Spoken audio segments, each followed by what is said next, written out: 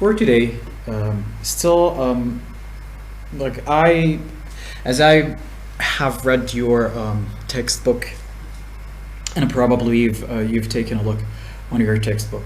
The first thing you can notice on your textbook is that the text is really old, is very, very old. It was published in 1973. That is really old, especially if we're talking about, the science of language, studying language. A lot have changed since then. The understanding of language, different theories have been presented. So again, your text is old, and that means the understanding in the book could be challenged by the current views when it comes to grammar or linguistics. So keep that in mind. That was the first thing that I wanted to say. Add to that reason, just like the text is old and all of that stuff. And I know from my experience, from when I talk to my students, when I talk to professionals, I see that there is a misconceptions regarding grammar. There is a misunderstanding among professionals, let alone students and common people. Because of these two reasons, I was thinking to start with basic introductory lectures, such as defining grammar. Then we will cover terminology in a grammar. Then we will get into your textbook. Okay?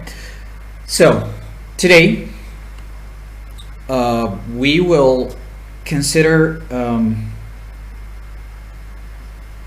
a definition, or a traditional definition of a grammar. Okay, so again, when it comes to the definition of a grammar, we can define it according to the traditional understanding, and this is what I'm going to talk about today. And of course, we can define it in a different way, that is in a more modern, more practical way. That will be for our next meeting. So for today, we will define a grammar in a traditional, according to the traditional understanding. Hence, I called it traditional definition. Okay. So this is like for today, we're going to explain a grammar. We will explain the concept of a grammar from the traditional point of view. Okay. So yeah, for today we're going to present a traditional definition for grammar. What does that mean, traditional? Why would I say traditional? First of all, let's go through this understanding, and I will tell you about the difference between traditional and the more practical one. Again, traditional definition, or let's call it traditional grammar. Now, if we were to understand a grammar in a traditional method, then we can agree that grammar is the set of rules that allow us, by us I mean speakers, okay, language speakers, the set of rules that allow us to combine words. This is very important. Combine words in our language into larger units. Okay, so rules, pay attention to these words, rules and combine words. Okay, in a sense, a grammar, according to this understanding, according to this traditional understanding, is or equals syntax. Okay, a grammar in this sense equals syntax. Now, I think that you should know what syntax is. And before I go further, I want someone of you guys to tell me what is syntax. You studied syntax last year. Last year grammar was about morphology and syntax. So, in your own words, can anyone tell me what syntax is? Basically, what Bayader and Hussein said, that syntax has to do with the arrangement of words in a sentence, okay, or in sentences. That is the basic understanding. And again, so back to the definition of a grammar. If we were to understand a grammar as the set of rules that allow us to combine words, then again, we're only talking about syntax. And let's consider something about the arrangement of words syntactically, or according to their syntax. Let's consider something about the arrangement of words syntactically, or according to their syntax. Now look at this example. Can you see it? Now we have two sentences. Syntactically speaking, which one is correct? Which one is wrong? First one is the correct sentence. The other one is incorrect. Can you tell me why the second one is incorrect? Now what about these two? What about this one? But this is syntax. Keep in mind, we're trying to understand a grammar, not just syntax. Now what about this one? And again, keep in mind, we're talking about a grammar as the set of rules that govern the arrangement, or how words are combined. Now what about these two sentences? Yeah, the word of these sentences, the other two sentences, the order of these of the words in both sentences is correct. And you've been told that, yeah, if we were to consider the meaning, then this is part of semantics and this is not part of grammar. And again, this is what I meant by traditional grammar. Like traditionally, a grammar, it used to be just the set of rules that have to do with arranging words within sentences. Traditionally, keep that in mind, okay? But again, as we will see when we will deal with a grammar in a more modern understanding, things will be different. But so far, I hope everything is clear. Now, back to the rules. Since we're talking about rules, then a grammar as a set of rules. Rules could be known either consciously or could be known unconsciously. Okay, unconsciously. You keep that in mind when it comes to rules, especially syntactic rules.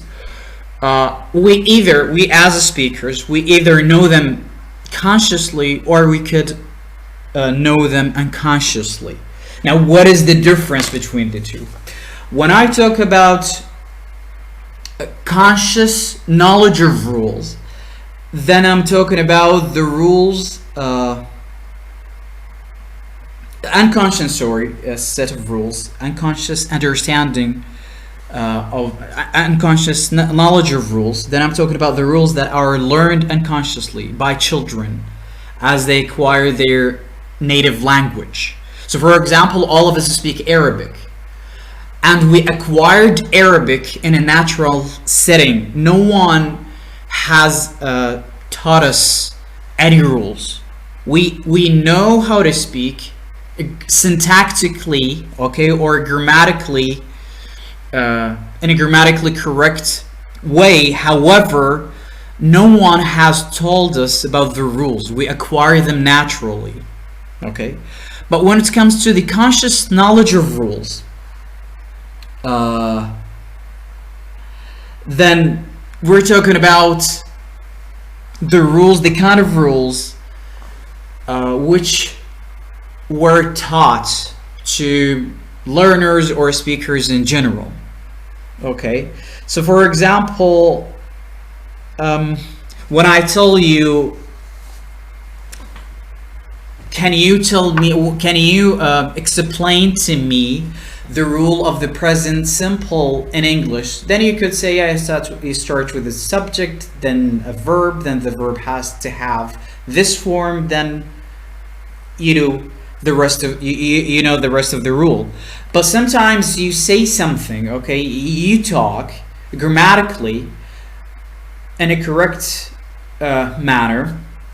However, you cannot really state the rule.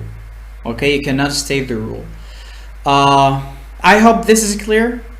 It's conscious knowledge of rules. We're talking about the rules that were taught explicitly.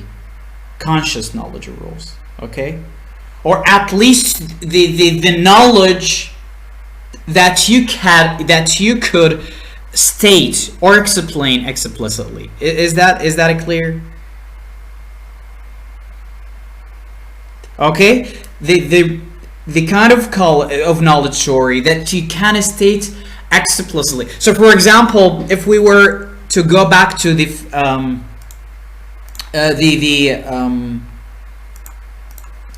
examples, the previous examples, when I asked you why the first one, okay, which one of the two sentences is correct, which one is incorrect, some of you were able to tell, like, the first one is correct, the other one is incorrect. However, some of you were able to state why the first one is correct while the second one is incorrect. You get this? So if you just know, like, you feel it's correct, but you don't know why, then this is unconscious knowledge of rules. But if you can, there you go. But if you can state why the second sentence, again, can you see the examples? So if you can state why the second example is incorrect, okay? If you can state that, if you can explain that, then this is conscious knowledge of rules. You get it now? But if you can state why the second sentence, again, can you see the examples? So if you can state why the second example is incorrect, okay? If you can state that, if you can explain that, then this is conscious knowledge of rules. You get it now? Now again, back to the rules. Now since we talked about rules, whether syntactic rules or grammatical rules, then rules could be either consciously instaured or unconsciously. Okay, keep that in mind, because you need to know these basic conceptions, basic I would say understanding, because you're developing your level in English, and of course you have to know these concepts because you're future teachers. Okay, so keep these concepts in mind. When we consider unconscious knowledge of rules, then we're probably aiming at knowing the rules in evaluative and operational senses. Okay, meaning we know how to evaluate grammatical sentences. And of course, we have an operational command of language. So what? However, it does not mean that you can say what the rules are. You get it now? So you can, as I told Hussein, you can speak like perfectly, in a perfect way, in a